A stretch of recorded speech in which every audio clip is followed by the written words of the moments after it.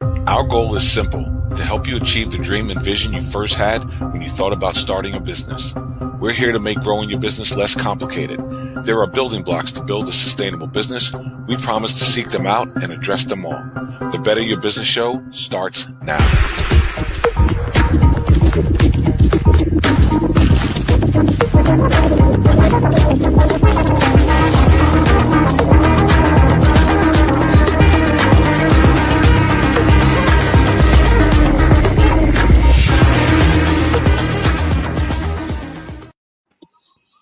Hello and welcome to the Better Your Business Show. Here we discuss your most important business challenges and provide you with practical solutions to help you better your business. Now, if you're an entrepreneur, solopreneur, mompreneur, any kind of preneur, then you have goals. You're an overachiever. You have dreams and aspirations. What you may not have is access to experts that are willing to give you bite-sized pieces structured out in a step-by-step format to help you achieve those goals. You know, when we all started out as entrepreneurs and we started our businesses, and this is true for our audience as well, the one thing that you're not handed is an instruction manual. So you kind of go off in different directions trying to figure out what to do and how to do it. And then in that, you have all these different struggles and obstacles. The goal of the show is to break down these roadblocks, turn them into building blocks so that you can build a sustainable business. Yes, so whether you're joining us live or watching the replay, make sure you go to pillar5.com to get your free business assessment and then join us live in our virtual studio where we can address your comments and concerns. Absolutely. And we don't have any guests today, but we'd like to invite you to be one of our guests so that you can come on to the show. You get to promote your business and you get to ask our experts questions that can help you grow your business to the next level. Awesome, guys. I'm totally excited, super excited about today's guest. Today we have business development coach, captain connoisseur, chief everything, Collette Portis, who's going to help us do a deep dive on today's topic. What is today's topic, by the way, Natalie? What are we going to go into? So today's topic is on product and market research. So Carlson, let's get started with you. What do you think of when you hear this topic? I think terrified. I'm scared. I have to go back in my mind 6 years ago when we first started building pillar5.com. When we started building that product, we didn't know if the market would want it. Even though it's a solution to help a person build a business to a sustainable level, that doesn't mean that they want it, because it's not shiny, it's not fancy, it's not something that, it's not a Facebook. It's not all your friends aren't there. It's something that helps your business. But from a entrepreneur's perspective, do they want it? Are they going to be interested in the solution? Is it something they want? And that's where the product and service demand research comes into play, because you may create the next best back scratcher, but if nobody cares to have a back scratcher, then you've created something that has no value to the market. So you may waste your time, your energy, your resources, in building a product that has no market need. Great application, but no need. Mm-hmm. Yeah. What are your thoughts on that, Tehran? Yeah, and just piggybacking on what you're saying, especially coming from sales, man, in sales, it doesn't matter whether the customer needs the product or doesn't. Your tactics are going to get them to say yes. It's about getting them to say yes to it. So it really just helps me look at the perspective change when you're trying to solve a problem versus selling a product. When you solve a problem and you're providing a solution to somebody who has a current problem, well, by default, you're going to be able to profit from that if you just attach, something monetary to it, versus just having a product and just trying to sell the product as much as you can, or the power of the product or the power of the service versus, well, there are people who have a problem. We always liken it to the Band-Aid scenario. Why would I stand here with a Band-Aid and explain to you if you fall, how it can help you out when somebody's across the street and they're bleeding out? I can just go over there and solve that problem. The transaction is automatic. So yeah, I think it's huge to focus on the end user first. I think it affects everything in the business. Right. Well, it's what's going to keep you in business long-term ways, right? The sustainability in business. the trends in the marketplace. How do I survive those trends in the marketplace if I don't have a product that's sustainable, right? And so it shows us where we need to either shift what we're offering or change our product at that time. Because if we're looking for long term and we have a product maybe that's seasonal, what do we do in that off season to stay in business? So the market trends product research is extremely important to keep your business going long term, definitely. Awesome. You know, Natalie, you're in the financial world. And so obviously dealing with end users is a big proponent of your business. I mean, just like it is for us at Pillar 5 and I Do Systems, but with you, yours is directly related to the end user in a way. Without research or market demand, then your product isn't relevant. How does that impact you, especially in the state of COVID today? How is that? How did your market demand research 2 years ago help you today? Well, money is something that we use every day, right? So that definitely helps my market, but also knowing those trends in the marketplace. Being in financial planning, part of that is having those tools and resources. So no matter what's going on in the economy, I just have to take a different tool out of my belt, right? I just have the resources when it comes to the finances. What's the tool that I need to use for that client in the situation that they're in now, and what's going on in the economy that can help with it? So no matter what, I just need to shift the tool that I'm using to be able to help them, which is important to me because I knew that was what was going to keep me in business long term, was having the options and being able to go with the flow when it came with those trends, being able to pivot, right? So to speak, the word for 2020, pivoting. Right. Yeah, awesome. Yeah, so what we're gonna do is we're going to take a quick break, and we're actually going to come back with Collette Portis, do a deep dive, and really pull out some step-by-step perspective, mind frames, and actionable things that we can do to make sure we're focused on our end user and the weight that has on the journey as an entrepreneur. Absolutely. And we also want to give recognition to the LA Tribune, who is our collaboration partner on the creation of this show. We wouldn't be able to do this without them. So like Tehran said, we're going to take a quick break and we'll come back with Collette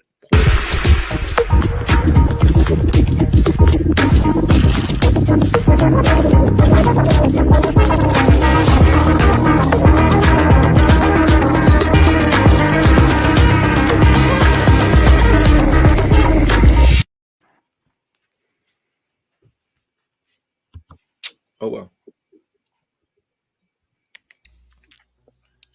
The marketing pillar addresses the key marketing needs of your business and why they require groundwork and a consistent strategic sales process to take root.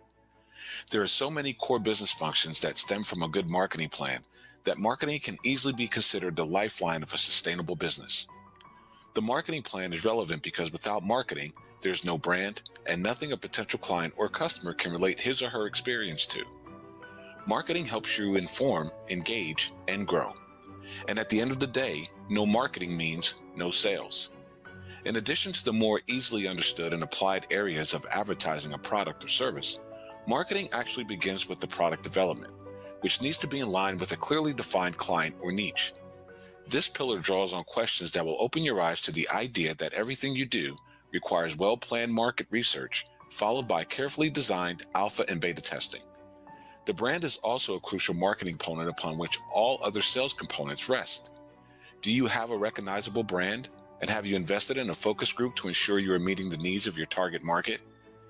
Many times, these areas of marketing are forgotten or entered into half-heartedly after business has launched. It is important to note that every time a product or service is created, it requires the same marketing diligence as the very first one to ensure sustainability of the product or service and the business itself. Without putting into practice all the elements of the marketing pillar, your business will not be able to sustain its presence in the marketplace. The marketing pillar is a compilation of these 6 components: client development, market test, marketing details, marketing review, technology details, and financial strategy. All right. So welcome back. Very excited to have our guest with us today, Collette Portis. She is a coach. She's a speaker. She's an author.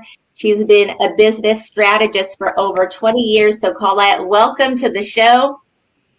We're happy to have you here with us this morning. Our topic, product, market, and research, which over 20 years experience, I'm going to assume you have some thoughts and wisdom to share with us this morning on that. Yes, and thank you for having me. I always love being in the room with these two good-looking guys on here because they give me life, and so it always makes me it always drives me and makes me do more. So you guys were talking about market research, and Natalie, you said something. You started talking about pivoting in the pandemic and all of that kind of stuff. And, one of the things that I always say is, how do you sell something if you don't know who you're selling it to? And if you think that you're selling it to everybody, you're actually selling it to nobody. And sometimes a pivot actually means a complete change, or a pivot could mean one small change. But if you don't have anything in place, if you don't have a plan in place, if you don't have your vision written down, steps set for how you're going to cause that vision to come forth, then how do you know what kind of change you need to create in your pivot? How do you know if it needs to be a complete pivot? Like one company that I believe they were making baseball gloves, they started making masks at the beginning of the pandemic. How do you know if your change should be that? Or how do you know whether or not your change should be, the coronavirus causes people to lose their thumbs, so now you got to make a 4-finger, glove? How do you know what your pivot should be if you, one, don't know who you're talking to, and two, you don't have a plan as to how you're going to communicate with them? Awesome. So, Collette, let's go down the rabbit hole a little bit. When a person starts thinking about researching and this demand market research, where do they begin? Where does this start? At what point do they think about this? It starts from the beginning. Trust me, it's one of the very first steps. The first step is determining whether or not you want to do this for real. You want to give it a shot. And number two, then you want to give it a shot at what? What are you planning to offer the world? What are you great at? And then once you determine what you're great at and what you want to offer the world, then who do you want to offer it to? Who is going to be your favorite client or your ideal client? Who is that? And then, and only then, can you really start the research to determine whether or not they want what you have. Carl, you made a great point where you talked about if nobody wants what you have, you might think it's important, but if nobody else thinks it's important, then again, you don't have a strong business model and you don't have a sustainable business. Well, you only know that if you first figure out who it is that I want to talk to. Because an example I give all the time, which I always love, especially when I'm talking to an audience and somebody always says, well, everybody can buy my product. And I go, okay, well, if you were going to tell grandpa, your tech-savvy 15-year-old and the 55-year-old in your family all how to go live on Facebook, is that one conversation or three? Everybody says it's three, right? But when we say we're going to sell a product to everybody, that's what you're doing. First of all, you got to give grandpa the history of the internet way before you can even get to Facebook. That's a 90-day conversation. Right. The 55-year-old, you got to spend 30 minutes with us before we can even figure out our password to get into Facebook. And then the tech-savvy 15-year-old already has you on Facebook Live making fun of you with this because you just learned this today and you think you're going to teach it to them. Completely different conversations. 15-year-olds say words like lit. If you say lit to grandpa, he has no idea what you're talking about. He's taking it way out of context. He's going to think he's on fire. Yeah. And then if you tell him we're going somewhere, grandpa's got his shoes and coat on. And he can't understand why all of you are younger than him and you're not ready yet. And he's ready to go. So you can't sell to everybody. It's just not a possibility. Can everybody buy your product? The answer is yes. But can you market and sell to everybody? The answer is no. Two different things. So we're going to get close and personal. I'm going to bring you on up. So we can get all close and personal and fuzzy up in here. So you say you can't sell everybody. Okay, so how do I figure this out? Right? Let's just say I just created the next best lemonade ice popsicle in the world that warms you, right? Whatever, something crazy, right? Everyone needs it because it's cold outside. So this popsicle is going to warm me up. Great, I need it. Does the world need it? Now, how do I begin that research? How do I go down that rabbit hole? Do I need to hire someone? Well, no. First of all, you got to, now this is a step, especially small business owners, that we miss. And it's a huge step. And it's a step that could cause you to set yourself back 3 to 5 years if you don't do it. You got to do some market research. Let me tell you something. Your family is not your customer. Your friends are not your customer. They are your test market. They are the ones that you give things away to. We just bought a bunch of different branding items like these cups and these t-shirts and all kinds of stuff. And I took a trip to Atlanta to see family and to do some business. You better know I took stuff. So now I've got family walking around in North Carolina and in Georgia and all over the place with my logo across their chest. I don't have your logo. You will very soon. Okay, thank you. Appreciate that. You will very soon, right? They're your test market, because let me tell you something. Nobody is going to be more honest with you than your family. They keep us humble, and we cry because we feel like they don't support us. They don't buy it. They're not supposed to. You're supposed to give it to them and let them test it and let them be honest with you, because nobody's going to be more critical than they are. So that's step number one. And what you're going to find is not everybody in your family likes lemonade. Now, I think it's absurd not to like lemonade myself, but I'm just saying. Right. Everybody doesn't like lemonade. And so, okay, if you don't like lemonade, can you tell me, you might not like the flavor, but do you like the result that it gave you? That's something we never get to if we don't test our market. So, okay, I didn't like the flavor, but I love the fact that it warmed me up because I don't like being cold. Because what happens as entrepreneurs is a lot of times we'll go, oh, and it tastes like lemons. And we think that's our unique selling proposition. And it's not, because everybody doesn't like lemon. But if you tell me if Texas gets to 103 degrees again, this thing is going to warm you up. Let me tell you what I don't care about. I don't care that it tastes like lemon. What I care about is that it's going to warm me up. What is the thing about your product or service that the majority of people care about? You won't know that if you don't test your market. Wow. You know, very interesting perspective, Collette. Now, obviously, don't want to steal the mic, so everybody jump in as you will. But, you know, Collette, when we were building Pillar 5, I remember, you know, having this very same conversation with you, because we had built this very short 12-step assessment that figured out the ideal client, right?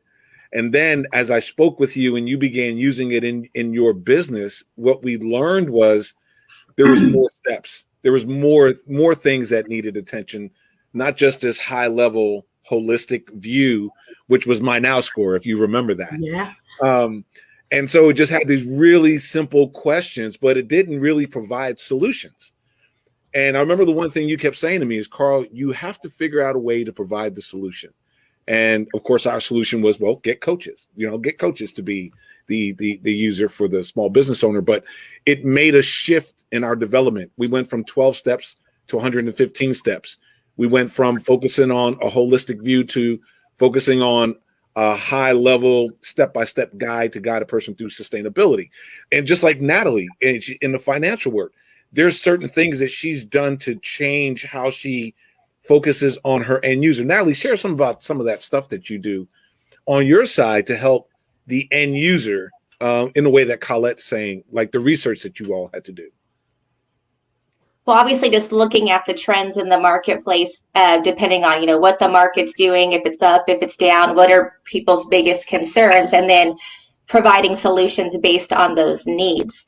And because it's full financial planning that we're doing, obviously it's like going to the doctors, we're doing that full evaluation of their finances, looking at, okay, what's most important to them right now? What do we need to get off the plate right now? Because it's also progressive, right?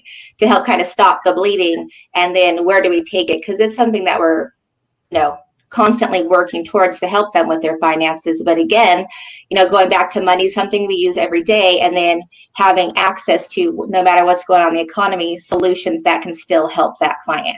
Does that answer the question? Yeah, I think that's a really good point. So Collette, as you hear that, and I think about the small business owners, are they doing what Natalie's doing? Because I think when we started, one of the mistakes that we made was we did market research and we said, okay, this is it. We got it. We're done. We know who it is. And we walked off. And now we're going to focus on building what we were building. only to come back a year later and go, oh, wait, we missed something. Now we have to reevaluate who our market is. Then we have to change. We have to get their feedback. We have to make the adjustments in our product and service. Then we have to price it accordingly. Then we have to do a whole new marketing plan. And then we have to do a whole new business plan. And then we have to go back out and launch. And here we are 5 years later, and we're doing it again. So are we doing it wrong because we consistently change? Or is that the right way? Should you constantly be involved in market research for your end user? Change is inevitable. And if someone doesn't like change, entrepreneurship is not your space. We are changing all the time. The only reason you write a plan is to change it. And to know what changes you need to make. One of the things that we do with our clients is we do a 12-month strategic plan with them every single year. Every year.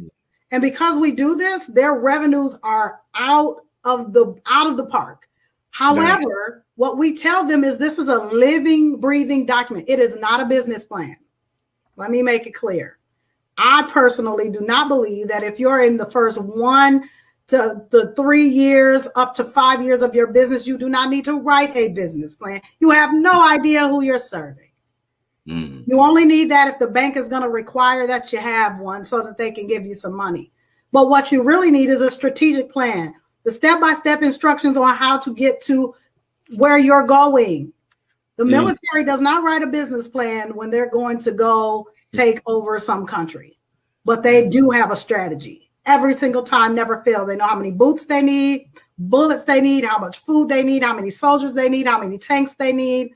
If you're a business owner and you're functioning and you don't know those answers, if you don't know how much money you need to function in your business every month, how do you ever get to a place where you can pay yourself? And people say, make sure you pay yourself first. Well, I made $15 this month. Pay myself with what? Right. I don't even know how much I need to make. I made $3,000 last month, but my business bank account is negative $200. How am I supposed to pay myself? Well, you don't know the key number. How much do you need every month in order for your business to function, move, and grow? Right. There's some specific things you have to answer in order to continue moving forward. But remember that moving forward is a change. Standing still requires no change. If you want to grow your business, you got to change from step 9 to step 10.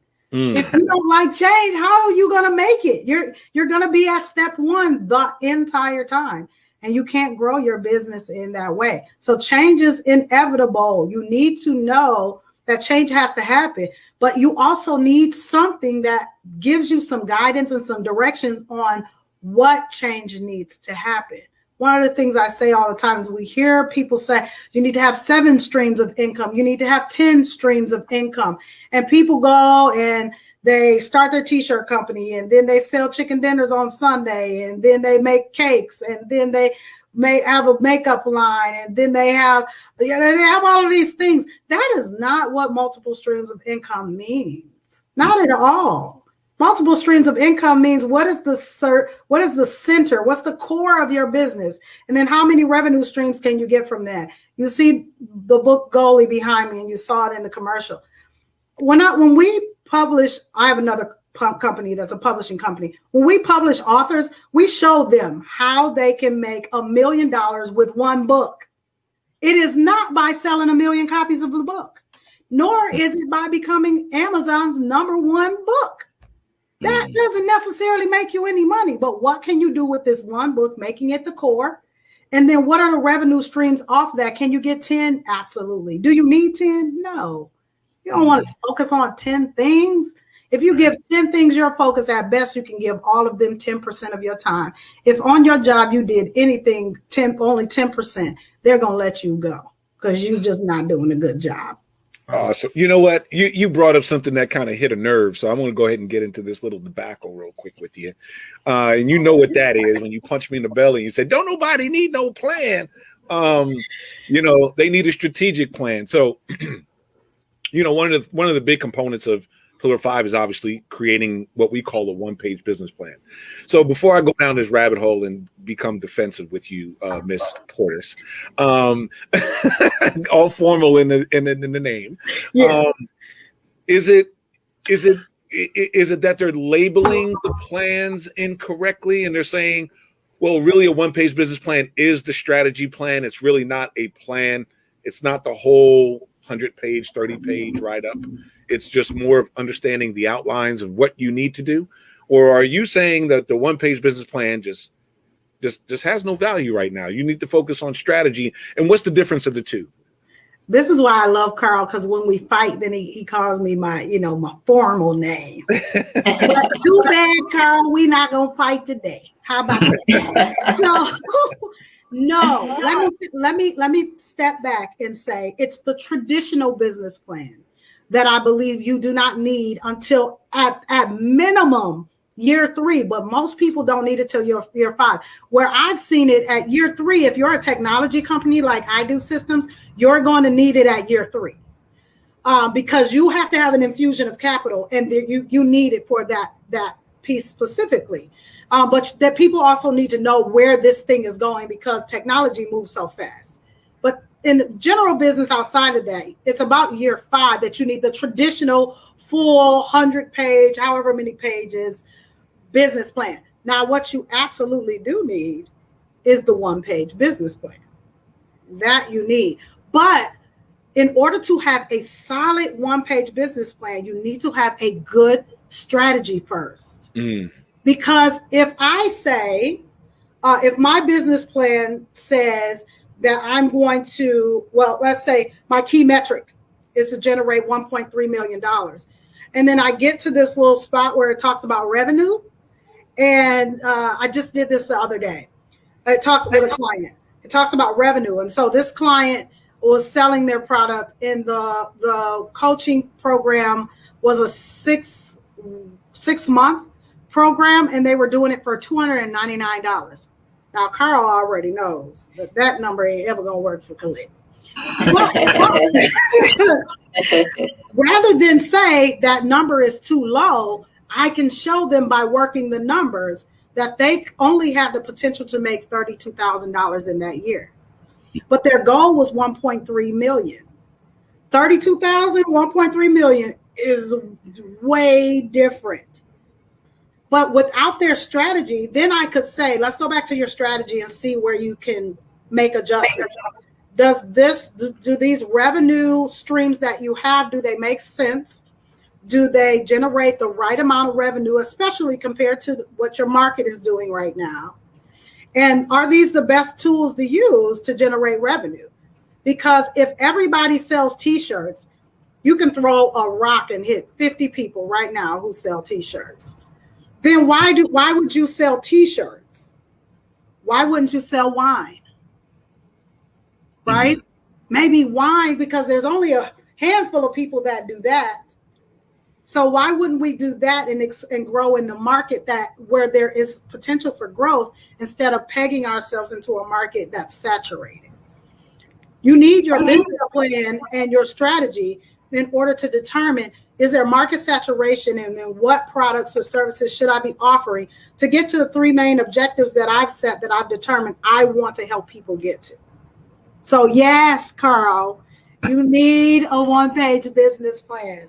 Come up with your strategy. And then at year 3 to 5 is when you build out the full business plan, because now the reason the full business plan is important, because you've built your team now, or you're starting to build your team now. And now you got to get buy-in for your vision and all of that. And now you can actually write an executive summary, because hopefully you're moving into the executive seat and you know what you want to happen over the next 3 years, 5 years, because now you're in that sweet spot where hopefully you've done your market research, you've tested your product for so long, you know exactly who you're talking to and who needs your service, when they need your service, because that's important too, and how they're going to use it. And now that you have those 3 answers, I can now build a plan to say, this is how we see this moving forward. This is how we're going to shift and change over the next 3 years, 5 years, 10 years.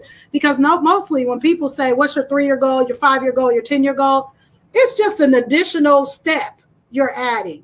It's not growth. It's not, this is how we're going to expand on this particular product or service so that it grows and we continue to stay ahead of our client, so they don't catch up with it. Because if your client catches up with you, they're leaving, they're going somewhere else where they can get help. The goal of the business owner and the CEO's goal is to keep in front of your client so they keep needing you, because it costs you more to acquire a new client than it does for you to keep one. Your business plan is all about how do we keep moving and how do we keep clients and how do we continue to grow them and ourselves. Wow. Collette, you said, real quick, you said a lot of, just having your insight is amazing. Just hearing you speak from that perspective really helps. I know people that are listening to the show that are entrepreneurs who may not think they need a business plan. And then when they do hear about a one-page business plan, a lot of people are just hearing about that for the first time. And what we've noticed over the years is that people will look at the consolidated one-page business plan and think that it's just something you have to fill in the blanks. Oh, this is easy. It's only one page. I can just fill in the blanks. But when you talk about 3 years before you have your business plan, again, it goes back to the end user. It's going back to how much energy you're putting into understanding your market so that you can develop an actual effective one-page business plan. So those 3 years are the research needed to create the business plan. And I know that that's something that entrepreneurs struggle with. They'll say, I don't need a business plan. I just need money to come in my pocket. Well, the business plan has the strategy, and you can't just fill it in to say it's a task done. It actually serves an actual purpose. And the more you put in, the more you get out of it. But just hearing how you speak about it, it's really revealing how your services and having a coach and that different perspective or mentorship can adjust the whole trajectory of an entrepreneur, because it now it's like what comes in is what comes out. So if you're just talking to your peers who are struggling like you're struggling and giving you one-off ideas, that's where you're going to go. But then reaching out and having experts such as yourself that's able to open that dialogue up, explain why those things are so necessary. It's just evident why the trajectory and the results are going to be different as well. So you're just constantly amazing. I'm going to throw that into every time I get a chance to talk. Thank you. So can I share something with you guys? So I went to Atlanta. I was supposed to go last year for a branding photo shoot because my favorite photographer lives there and he's awesome. And so I refused to let anybody shoot me but him. And so I had an opportunity to go and I got stuck for an extra week because somebody froze Texas, right? But listen, so this is what happened. So my father's twin lives there, and I come from a family of entrepreneurs, and I say that all the time. My father, my aunts, uncles, grandparents, mother, all of them were. And this particular aunt, very successful salon owner, never had less than 10 chairs in her salon, and they were always full. And I always talk about her and my father being 64 years old and her working part-time at Walmart and part-time at JCPenney's. And the tragedy in that, and she still does some hair, but physically, she can't really stand behind that chair anymore. Well, Tehran, you said something important. If I need to make money, and if it makes money, then I'm going to do it. My family was very, very good at making money. Being an entrepreneur and a business owner is not just about making money. It is about building something that one will sustain itself and then you on the back end. And so the blessing for me in being stuck and being made to be still in that space is I got to have a lot of conversation with her about what the next step was. And she didn't necessarily know what the next step was outside of being in the chair. And I said, being behind the chair. I talked to her about becoming a coach. And while I tell the story all the time about her having 10 chairs, she explained to me why 10 chairs is important. I never knew she was being strategic about that and why it was important and why it caused her to have the level of success she had with her salons. But what she didn't know is business plan. She had her business. She's had her business longer than I've been alive and never had a corporate filing. Wow. How does that happen? Crazy. Right? But popular. Crazy, but popular. Very popular. And I see it all the time. That's the importance of a coach. One of the pastors I listen to on Sundays is Pastor Michael Todd. And he talked yesterday about having a coach. And I thought, it almost blew my mind. Like I had to take a step back and go, wait, did he just say what I thought he said? Because what we'll do if we decide we're going to go play baseball or football, or our kids are going to go play it, the very first thing we do is find a coach. But when we get into business, we go, I don't need that.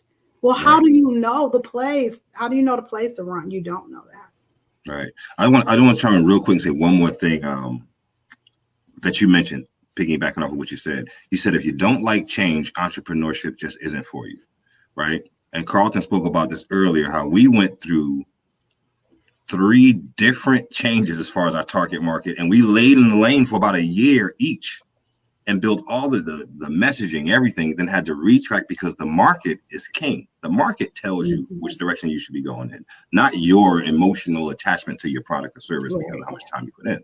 So by saying that, you have to embrace change in order to be an entrepreneur. It really, really helps me, reminds me, I should say, of that component. It's almost like the differentiating factor. Are you willing to grow, evolve, and change? Are you willing to find out new data and apply the new data to make sure that you have the best opportunity, the best product or service, the best value proposition for your end user? Now, I want to speak from an entrepreneur that may be listening's perspective. I'm hearing all of this deep dive into learn the market. Does focusing so much on your end user really matter if you know you have a product or service that everybody uses? Let's say I want to sell water. Like you said, I can throw a rock and hit 50 people selling t-shirts.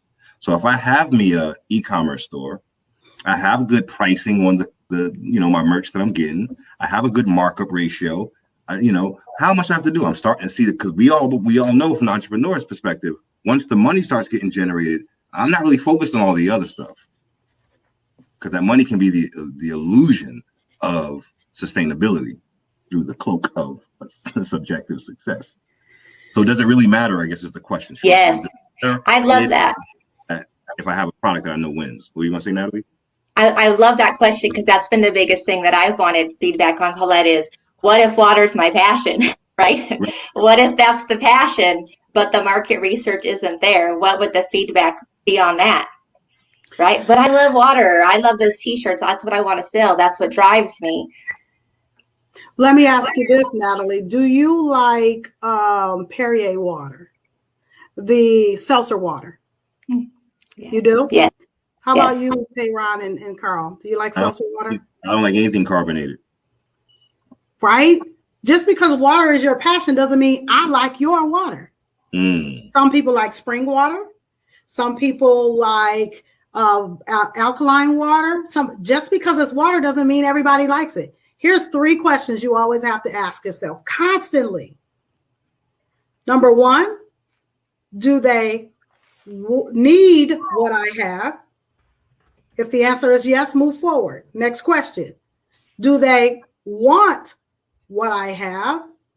If the answer is yes, move forward. If the answer is no, find out why. And lastly, all 3 of these questions have to be answered. You cannot move forward to the next question unless you get a yes.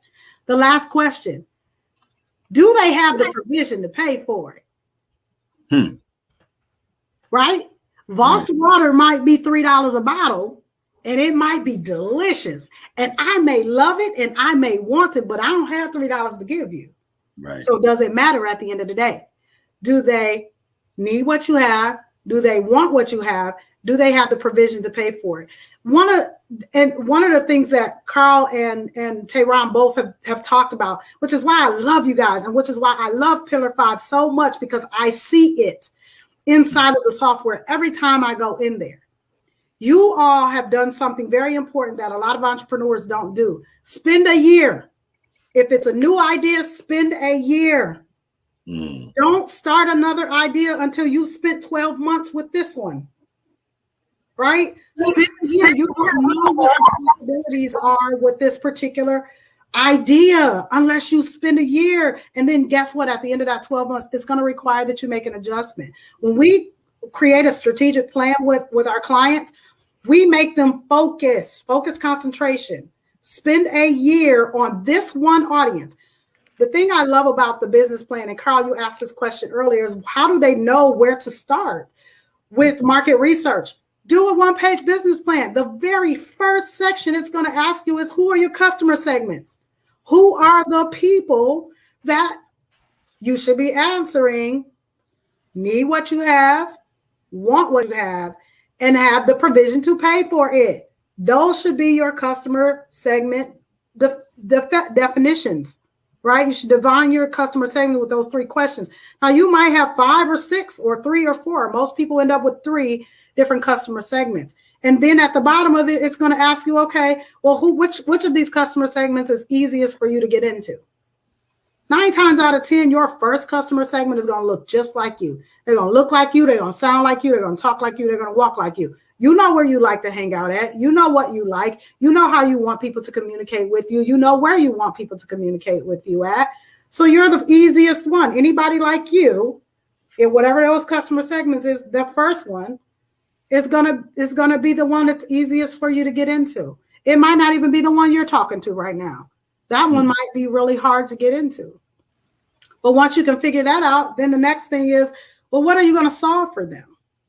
Right? I know this thing by heart. What are the 3 problems you're going to solve for them? And then what 3 solutions do you have to solve these problems? Connecting solutions to these problems. So you're not just out here doing stuff. You're not just out in these streets, opening your coat because you got watches and necklaces on each side trying to get anybody to buy it. No, you know who you're talking to. You know who you're talking to. You know what problem you solve for them. You know what solutions you have. Those first 3 boxes are absolutely pertinent. You know why? Because when you create a commercial or an explainer video, when you're on an interview, when somebody asks you to come and speak, those are the things you're talking about. You're using the language of your customer segments and you're telling them what their problems are and you're telling them how you solve those problems. That in itself changes the game. One-page business plan. I just did 3 steps. That's it. Now, should you do all the steps? Absolutely. But the first 3 steps is what gets you to where you want to be. But notice that they said, okay, take one of those customer segments. Don't try to go sell to everybody. Spend 12 months on this customer segment, because guess what? If my customer is female business owners who have been in business for 5 years or more and they're making 65 in their business, if that's who my customer segment is, now I need to be reading books written by them, written to them, books. I need to find out what their top 3 problems are, reading books on those top 3 problems and how to solve them. I'm spending 12 months becoming an expert in you. That's what all good businesses do, which is why you see products on the end caps, because they've done their research and they understand their customer, which is why the best products, when you put products in the store, it costs you more to have your product at eye level for the average height of an American person. It costs more to have your product at eye level because they've done the research and said if it's right there, they're more apt to pick it. If they got to look up or down, they're going to look here first and then they'll look up or down. Market research is going to tell you that. Understanding your customer is going to tell you that. If you are not spending any time researching them, becoming an expert in them, understanding their problem, becoming an expert in their problem. Do you see how I just rattled off the one-page business plan? Right. I ain't even looked at the thing. I don't need to, because I'm an expert at what I do. I spent time understanding each of those boxes and why they're important. Because now the reason why people pay me the money they pay me, because anybody can go do a one-page business plan. But nobody can tell you how customer segment and problems and solutions can now become your unique value proposition. And now how you can take this and create your commercial. And now how you create the tagline that goes on your business card and on your website. And what experts you should be listening to based on these. That's what I do. Anybody can do it on their own. But do you get that additional piece that experts who've spent the time can tell you? The goal is to find an expert, because everybody who calls himself a coach is not an expert. Yes, Collette Portis dropping it like it's hot. That's some great Feedback. So I love it, right? So we're going to segue into a quick break and then get back in today's topic. Awesome.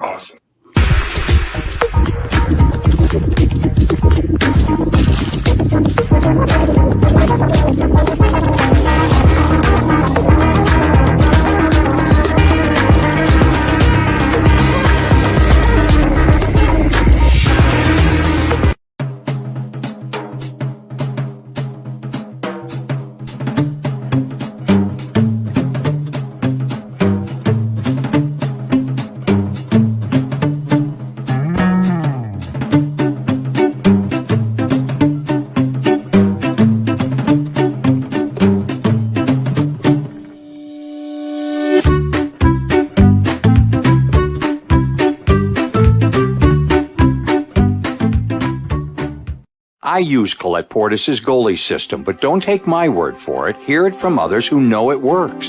So the goalie system and Collette helped me develop a plan for my business, a very systematic approach to growing my business. And it helped me find clarity as to who I serve and what it is exactly that I do. Goalie provided me clarity on my business and helped me put together a structure to actually implement a plan that would make our business successful. I experienced Collette through the MBA for CEOs, and one of the tools they used was her goalie book and subsequent workbook. And I will have to say that that system that she created is, quite frankly, ingenious. Are you ready to grow your team, increase your revenue, and build your legacy? Let Goalie guide you to success. Order your Goalie bundle today at Amazon.com or ColettePortis.com.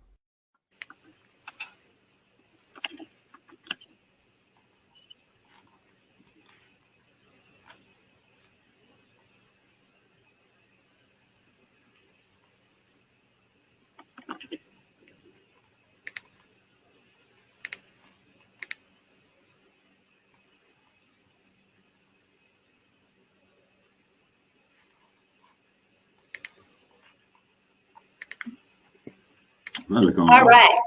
Okay, we're back. Welcome back, Better Your Business Show. Today's topic, product and market research. We have Collette Portis here going over that subject with us today. You just dropped us with some awesome feedback before the break. And what I love so much about today's topic and about having you on the show is so many times in entrepreneurship, the mindset is figure it out, fail forward. And we're wasting time, we're wasting resources doing that. And so now with Pillar 5, right, we have this proven software to show us where we're at, what do we need to do to get next level, experts like yourself that we can leverage to help us do that, right? And so I love that so much. Thank you for being with us here today.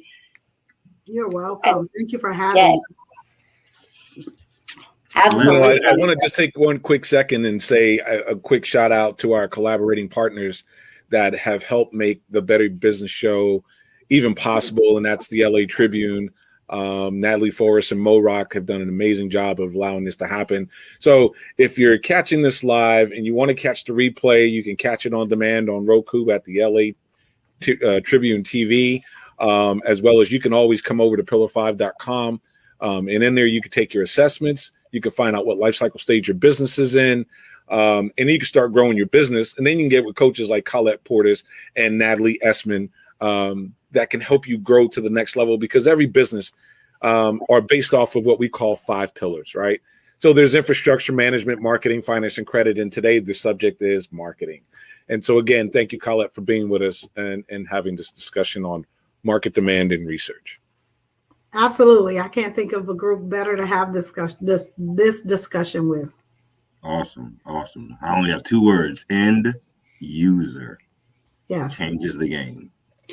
You know, Tayron, one of the things that for our clients, when they come to us, oftentimes when they've worked with us for 30 days, which really means that they've spent 2 hours with me, they come to realize that their marketing tools, their website, their social media page, things like that are not right. And they need to change them because they're not communicating with the people that they needed them to communicate with. And we don't let them do it for at least the first 90 days. And the reason why we don't let them do it for the first 90 days is because we have to first determine who are you talking to, and give them some time to go and try and interact with that audience to make sure that that's who they want to talk to. That's why the year is important, because I'll give a perfect example. A lot of people go, oh, I want a contract with the government. Well, do you really? You know, do you have, 30 to 90 days of capital set aside to float you because they don't pay for 30 or 90 days? Do you have that?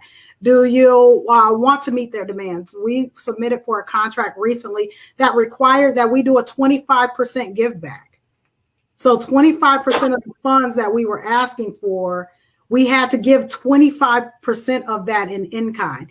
Can your business afford to do that? Mm. How do you know yes or no if you can or if you can't do that? You have to really spend some time with the customer in order to figure out whether or not they're who you want to serve. You might not want to serve them, or you might not want to serve them in that way. And so it's always important to slow down. Everything is about speeding up. And one of my mentors, my late mentors, but he was so amazing and he taught me so much. He would always say, fast don't last, but slow is for show. And so many of us want to move fast. So many of us want to go viral. So many of us want to, get to 5 million Instagram followers and sell $1 million worth of product in a day or two. So many of us want to do that. But what so many of us don't know is once you do that, then it's done. You rode the wave and the wave is over. Okay. And so now what? How do I turn this into a sustainable business? And one of the greatest issues, we're talking about market, but how do you even reach your market if you don't know what to do with your money? You're out here spending money on, you got merch, you got, all kinds of stuff that is not going to get you to your customer. And what I've been seeing since the pandemic hit is there's this infusion of capital that our government has been pushing into businesses. And the problem has been businesses not knowing what to do with that money. Are they doing things in their business that at some point are going to be necessary? The answer is yes. But what you're doing with that money, if you got a $50,000 loan through EIDL, what do you do with that $50,000? What you spent that $50,000 on, was it on those things that was going to get you the quickest return? Or was it those things that was going to take a really long time to get you to the money? How many steps did you need to take to get to the return? If it's going to take you more than 5 steps to get to the return, then that's not what you do with that money. If it's going to take you 2 or 3 steps to get to the return, then that's what you do with that money. I'll give an example because it might not make sense the way I said it. An example is if you got $50,000 in your business through the stimulus packet, take some of that money, take 30,000 of it. Yeah, I know it was 50. Take 30,000 of it and spend it on a great marketing agency. Because the marketing agency of which is going to bring the customer in, because that's what marketing does. Marketing brings people into your business to spend money. That's marketing. Branding pushes information out of your business to develop your reputation in the marketplace. Most people think those words are synonymous. They're not. Marketing, we should be spending a significant amount of money on. As you can see, look at McDonald's. They're still marketing. They're spending a significant amount of money on marketing. But we all know who they are. 9-month-old babies cry when you drive past their sign, right? Marketing is a good place to spend that money. Don't spend that money on buying new uniforms. If you need a new truck so that you can cater, you can do more catering jobs, and that's a good place. That's 1-2 steps to get you to more money. A new truck allows you to do more catering. That's 2 steps. A marketing plan. You pay your marketing agency, they push the information out, you made more money. 3 steps. If it takes you 5 steps, you spent the money on the wrong thing. I got a quick question for you, Collette, as we get closer to the end of the show.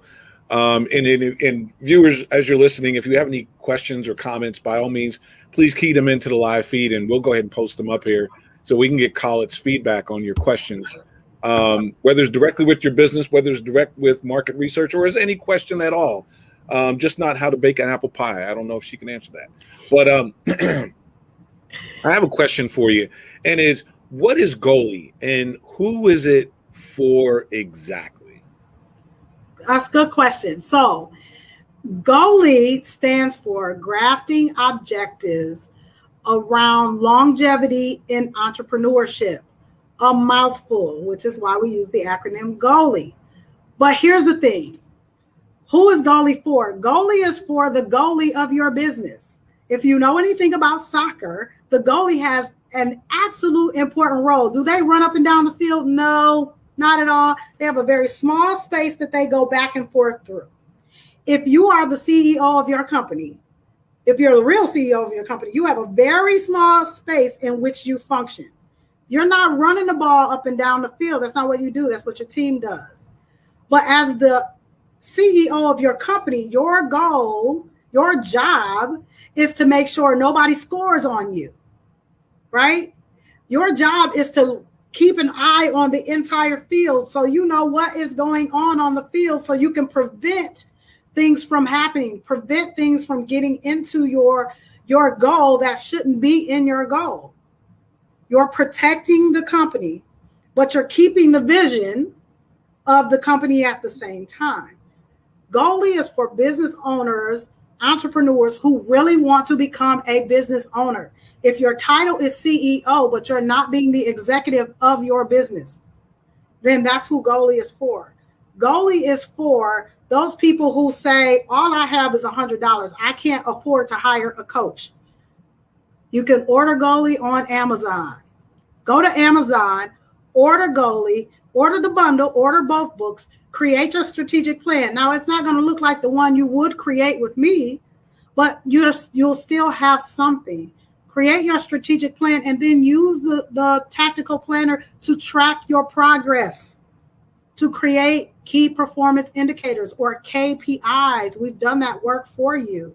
So you don't have to do that for yourself. Now, will other KPIs come up? Absolutely.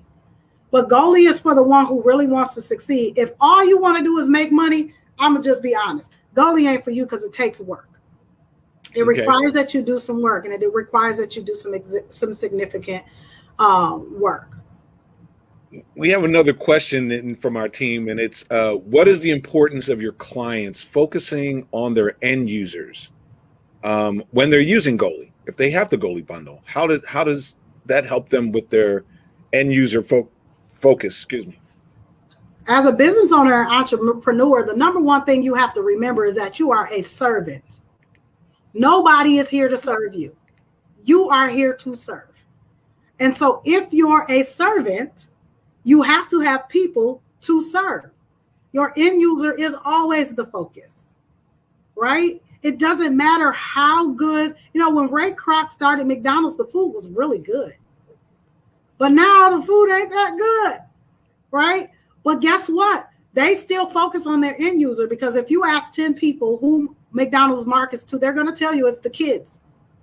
Right. They tell us adults some stuff every now and then, but it really is the kids, because they know if we stop at McDonald's to get the kids some food, we might think we're going to go somewhere else. But once we get in the drive-thru, we like, you know what, forget it. Just give me a fish sandwich.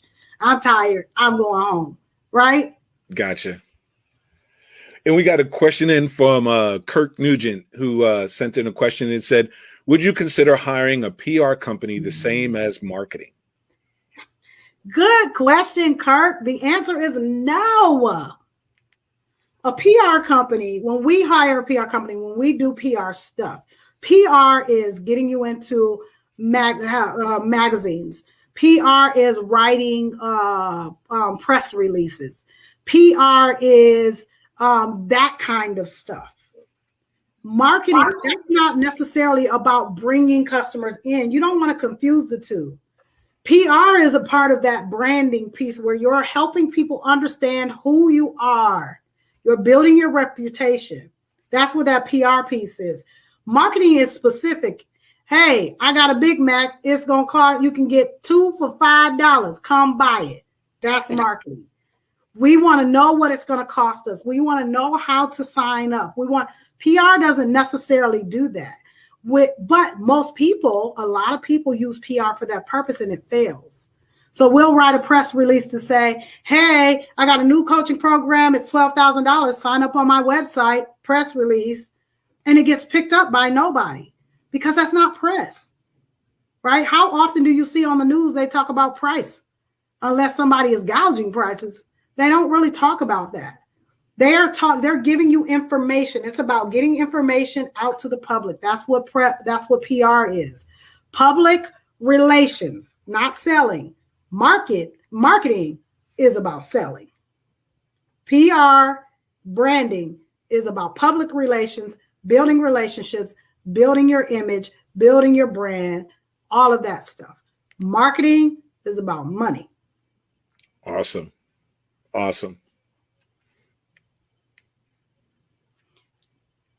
Ron, we can't hear you. We can't. Sorry about that. I was just going to say, you said two things that I really want to bring a little light to. How marketing, branding, and sales are three different components. Marketing is part of sales, but it's not sales. Branding is part of marketing, but it's not marketing. And again, having that insight to be able to look at it objectively, have an expert give that information is what's invaluable to entrepreneurs trying to crystallize their goals and dreams. And the second thing you said earlier, I didn't get to mention it, was when focusing on the end user. How when you focus on the end user, you can take your same one product and you can create the multiple streams of revenue around that one product, because now you're focusing not on the product, but on how many ways you can service your end user. So always providing service tends to come back and to turn into profit in a certain way. I think that's one of the most invaluable things about having someone like a coach that can, a business development coach that can guide you in that way. And it makes me want to ask this last question. I'll leave that to say, so is there a difference in a coach such as yourself and a consultant who says that they provide the same service? And what is the difference? Is it that serious to even be different? Yes, it absolutely is. A lot of times we complicate coach when we're talking about business in our mind. A consultant is going to be like if you hired a family counselor. They're not going to tell you what to do in your family. They're going to keep asking you questions. So why do you think that happened? So what can you do differently? That's what a consultant does. They're looking to see, okay, so let's walk through this. Let's process this to see how we got to this point, and helping you to figure it out on your own, what steps you need to take. That's a consultant. They're consulting with you on what needs to happen or change. A coach, it's simple. Think about basketball, football, hockey, whatever. Phil Jackson is always my go-to example. I am the Phil Jackson of business. I'm not running the field. I don't dribble the ball unless we're in practice and I have to teach you how to dribble the ball. But in the game, I'm not dribbling the ball, right? So guess what? I'm not going to create your strategy for you, but I'm going to train you on how to do that. Right. And if you're doing something, you're putting something in your strategy that is not the right play, then I'm going to come back and say, oh, okay, we need to adjust that play and we need to write it this way. We need to do it this way. That's what a coach does. We call the plays, we make adjustments, we help you to understand when and how to pivot. Natalie talked about that very early on. When and how do you pivot? And then we're going to determine who your components are. I mean, who your competition is, or who your client is. Because a lot of times in business, right, we're the LA Lakers playing the local high school team. And we can't understand why. One, they don't understand. Two, they don't appreciate us. And three, they don't see the value in paying us. Well, you got Kobe playing with the local high school. Why? Because when you made the pivot, that's the audience you pivoted to. No, if you're a pro, you need to play the pros. If you're a high school team, you need to play high school team. How do you know that if you haven't clearly defined your audience and you haven't tested your market? Going right back to what we talked about earlier, there's some very important things that you have to do in order to make sure you're in the right place. And I see business owners frustrated every single day because they are the pros, but they're trying to sell to the high school team every single day. Or I see people who are the high school team pricing themselves as the pros, and business owners walk away with less than they had when they got there. Awesome. Collette, we got to have you back on the show because Tehran brought up a subject right at the end that needs a true hour of dialogue. And we actually ran over our time. So really quick, Collette, tell people how they can get in contact with you. I've got your little banner running across the bottom so everybody can see down below how to reach Collette Portis on her reddevelopmentgroup.com. But is there any other place they can reach out to you? What do you want them to know before you leave us today? Here's what I want you to know. Yes, there's other ways you can reach out to me, which is reddevelopmentgroup.com. That link you see at the bottom is our Linktree link that has all of the links, all of our social media links, all of that stuff, our YouTube channel link, all of that, if you go to that link. But if you want to go to our company website, that is reddevelopmentgroup.com, or our secondary link is redwomen.win. So no .com, it's .win. So redwomen.win. What I want people to know is our goal at Red Development Group is to create a coaching community that is giving entrepreneurs and business owners what they need.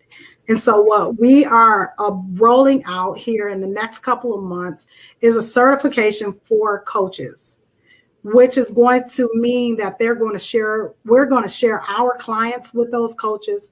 We are going to train those coaches. We're going to allow them to use our curriculum that has helped our clients over the last 4 years triple, double, and quadruple their revenues. And then they will be a part of a community that will support them in growing their own businesses as well. Because unfortunately, one of the dilemmas in the coaching industry is not a lot of coaches are growing their businesses, but they're really good at growing their clients' businesses. So we want to resolve the top 3 issues in the coaching industry, but we also want to help you build the best business, because it is our belief that all of us have greatness in us. All of us do. There's not one person that is not great. And we want to help you to tap into that greatness and then provide it to the world, because I need you. We need you. We all need each other, because nothing great has ever happened with one person. Awesome. Great. Thank you, Collette. It's been awesome having you here this morning. Thank you so much. On behalf of Better Business Show and everyone watching, may the rest of the year be the very best of your year. Get mentors, get coaches, pursue your passion, provide value, and solve problems. Thank you very much, Collette. Well, thank you, Collette, for joining us. It was awesome having you here. And obviously, thanks all the guests for coming out. So, Tehran, before we wrap the show up really quick, what was your takeaway from today's show? I don't have a takeaway. I have a bunch. I have so much, But one thing that did jump out to me, again, I'm thinking of the entrepreneur that's listening and hearing the coach talk. And it's like, well, I have water. I'm sure I don't need to do all of that research. And how it's only an injustice to yourself as an entrepreneur if you're not thinking about the end user, if you're not thoroughly doing a market study. Because all that it does is it helps you provide that service or solution even better. And money and your profits are directly attached to that. So it's so difficult. I know we went through the process, so we know exactly what it's like to go a year straight on one particular package. Then we changed from entrepreneurs to business coaches, and from business coaches to business support organizations, and from business support organizations back to this one. And it can pull people's hair out that's sitting back watching. But it's really understanding that is the due diligence when creating a true system that's going to provide a true solution.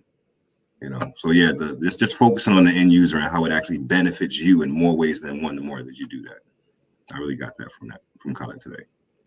Natalie, what's your takeaway on this? I would say the biggest takeaway was going through the evaluation, the 5-pillar evaluation, and seeing the results of the evaluation, especially being an entrepreneur for 16 years. I think it was great feedback. Sometimes we think we're farther along in the game than we are, or sometimes we think, the end of our destination is so far away. So I love that I had real analytics with where I was at. But what was exciting, I didn't like the results. I swear, I thought there was like a glitch in the system. But what that ended up doing for me was created new possibilities, right? It completely expanded my vision, because it's like, okay, this is where I'm at. These are the steps I need to take to get next level. And it really helped to bridge that gap, because it's now I know where I'm going. Now I know what I need to do. I just have to follow the play. And that got me excited. Definitely stretched my vision of what's possible. And now I feel like my end goal for the year needs to be my monthly goal. And now I have exactly what I need to do that. Awesome. So again, if you're just catching us live or you're catching us on demand, make sure you go to pillar5.com where you can take your free assessment. For those of you who take an assessment, we'll bring you in as a guest, and you'll get to ask our experts questions as they come in and join us live. And you get to feature your business and promote your business and plug your business to our audience, which will be here on live with Facebook Live through all the channels, as well as on Roku channel, thanks to our contributing partner, which is the Los Angeles Tribune, who supports this channel and will be putting it there on their Roku channel. And again, we want to thank Collette Portis from Red Development for joining us. If you don't have the goalie book, go to Amazon.com, get the whole bundle, and you can get started on your own. And if you need a coach, Collette Portis from Red Development is also there, as well as Natalie Essman. She is a financial coach, so she can help you out. Tehran is a sales coach. He helps you in the sales department, as well as, more importantly, does he help you on the sales side? He'll help you guide you through the Pillar 5 aspect. Yeah, so, I'm just busy right now. Busy right now. Why would you even say that? But Carl, I want to ask you, what did you take away from Collette today? What I took away is, they say wisdom is incommunicable. And so sometimes you have to experience a thing in order to be able to reiterate what you learned. And so some of the things that we learned in Bill and Pillar 5 was that we have to keep going back to the drawing board. And for me, I felt like I wasn't making progress. I felt like I was running into a wall and I wasn't doing something right. And then after hearing Collette speak, it was more like, no, you're actually doing it exactly the right way. You were supposed to run into the wall. You're supposed to come back to the drawing board. So what it did was reassure me that the processes that we were going through were the right processes. And the beauty of that is that those processes are laid out in Pillar 5. But the reality is that you just don't figure it out in one shot. It takes, it's kind of like in the military. You don't just adjust your weapon one time and then go out and become a marksman. You have to fire it a few times and then get it right, get your sight right, and get you lined up. And then it's like, oh, I got this. This is easy. But you still have to keep coming back, right? Because your eyes change, temperature changes, all this other stuff. Anyway, so my big takeaway was continue going back to the drawing board. If you think you have what it takes to get into the market, check with your market and let them tell you what it is that you have and whether or not they want it. And if they want it, how they want it. Not just the fact that they want it, how they want it packaged, how they want it presented, and what they want to pay for it. That's what I took away from Collette, and I thank her so much for joining us today. Yes. Wow. Awesome. Collette said that if you haven't taken the Pillar 5 assessment, you should do it right now, because we do nothing with clients until that happens. So when Collette gets on a client, she puts them through Pillar 5 first. Absolutely. Because she's making sure she's going to service that client the best way she can. That was awesome. Thank you very much, Collette. And thank you for reaffirming that we're on the right path to complete our mission statement, which is to stop the death rates of small businesses nationwide. It is doable. Only thing you can't do is what you won't do. Make the decision to just do it. Don't stop till you win. We got to say one more time, we got to get ready to get out of here. We've actually went over time for today's show. And as always, pleasure. It's great to have an expert come in and speak to the audience. Even though, we have our expertise, but bringing in that extra expert really helps the audience to get other dynamics and other insight from people who are actually in the industry and that are doing it. So again, join us every Monday, 10 a.m. Central, 11 a.m. Eastern, 8 a.m. Pacific Standard Time.